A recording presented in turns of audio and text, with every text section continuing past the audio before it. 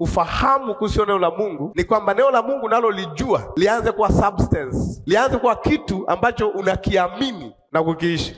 Fikiria Mkristo leo anasikia kundi porini, anaanza kuhisi nani atakufa, nani atakufa, na Yesu yuko pamoja naye.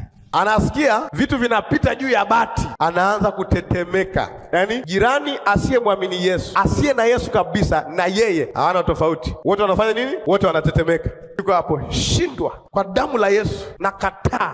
Sio anaposema nakataa, sio kwa sababu ana imani, ni kwa sababu anaogopa. Anajaribu kurusha silaha, pengine moja wapo inaweza ikafanya kazi. Unajua kuna tofauti ya kusema kitu unakiamini na kuna kitu kwa sababu unaogopa. Mwae kuona watu wanapoanza safari, wanapoomba yale maombi, unafikiri wanamwamini Mungu, kumbe wanaogopa ajali. Najifunika kwa damu ya Yesu, na mwaga damu ya Yesu barabarani, kuanzia Magufuli mpaka Arusha. Kwa hiyo anatembea, ninapita juu ya damu ya Yesu, kumbe unapita juu ya lami. Lakini ufahamu kamili ni ule ambao mtu kila alichokisema Mungu hana mashaka nacho. Wazungu wangesemaje? You take God at his word. Kila ambacho amekisema nachukua na kukiamini. Kwa hiyo wakati huo kama vile kuna ufunguo kwenye akili yake umepita, alafu kafungua rumu mpya, chumba kipya cha ufahamu ambacho alikuwa hajui kabla.